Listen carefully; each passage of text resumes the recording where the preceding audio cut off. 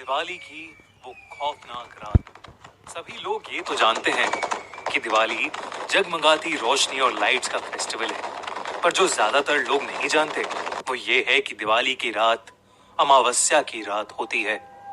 और हर अमावस्या की रात काली शक्तियां सबसे ज्यादा ताकतवर हो जाती हैं। लेकिन 19 साल का सुमित इस बात से अनजान था। वो अपने दोस्त विजय के साथ दिवाली की रात सड़क पर घूम रहा था। तभी विजय की नजर मंदिर के पीछे एक सुनसान से घर की तरफ गई। वहां एक बेहद सुंदर लड़की लाल साड़ी पहने एक दिया जला रही थी। विजय सुमित को लेकर उस घर के पास चला गया। जैसे ही दोनों वहां पहुंचे, उन्होंने देखा कि पूरा घर दियों से सजा था। उन्हें बालकनी में खड़ी वो सुंदर लड़की नजर आई। उसने फिर से वही मन लुभाने वाली मुस्कान देकर दोनों को अंदर बुलाने का इशारा किया। घर अंदर से भी उतना ही बखूबी सजा हुआ था जैसे बाहर से। टेबल पर खाने की अलग अलग चीजें रखी हुई थीं। सुमित टेबल से एक लड्डू उठाकर खाने लगा, पर उसके हाथ से वो गलती से नीचे गिर गया। जैसे ही सुमित लड्डू उठाने के लिए झुका, उसने देखा कि टेबल के नीचे एक भयानक काली परछाई थी, जो सुमित को देखते ही कहीं गायब हो गई। सुमित जैसे ही विजय को यह बताने ऊपर उठा, उसने देखा कि विजय सीढ़ियों के ऊपर खींचा चला जा रहा था। सुमित बेहद घबराने लगा था। उसे अचानक घर में पायल की आवाजें आने लगीं, जैसे कोई लड़की एक कमरे से दूसरे कमरे में जा रही हो। सुमित उस आवाज के पीछे पीछे सीढ़ियों से ऊपर चला गया, लेकिन ऊपर जाते ही उसे एक कमरे के अंदर पंखे से लटकी हुई एक लाश दिखी। सुमित उस लाश का चेहरा देखकर बुरी तरह कांपने लगा, क्योंकि वो किसी और की नहीं बल्कि विजय की ही लाश थी। सुमित डरते डरते पीछे मुड़ा तो उसके ठीक सामने वही सुंदर लड़की खड़ी थी और उसे देखकर मुस्कुरा रही थी।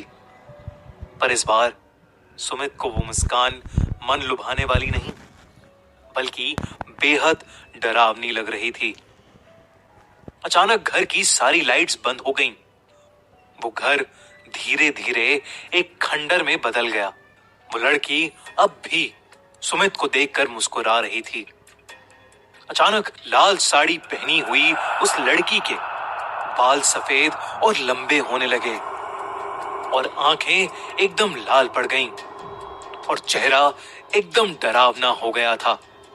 सुमित उसे देखकर एकदम सुन्न पड़ गया था। वो लड़की हाथ में चाकू लिए सुमित की तरफ बढ़ रही थी। सुमित ने किसी तरह अपना होश संभाला और बिना कुछ सोचे सीधा घर से बाहर भागा, लेकिन वो लड़की सुमित के पीछे पीछे आ रही थी। उस लड़की ने सुमित को मारने के लिए अपना हाथ उसकी तरफ बढ़ाया, लेकिन सुमित तब तक बाहर निकल गया था। उसने जल्दी से घर का दरवाजा बाहर से बंद कर लिया। वो लड़की उस दरवाजे को बहुत तेजी से ठोक रही थी, लेकिन अचानक ठोका पीटी की आवाज बंद हो गई और सुमित को जोर जोर से उस लड़की की चीखें सुनाई देने लगी, जैसे वो उस घर के अंदर कैद हो गई हो। सुमित वहां से जल्दी से निकला और अपने घर जाकर चुपचाप सो गया। अगली सुबह जब सुमित उठा तो उसकी मां ने बताया कि उसका दोस्त विजय कल रात से लापता है।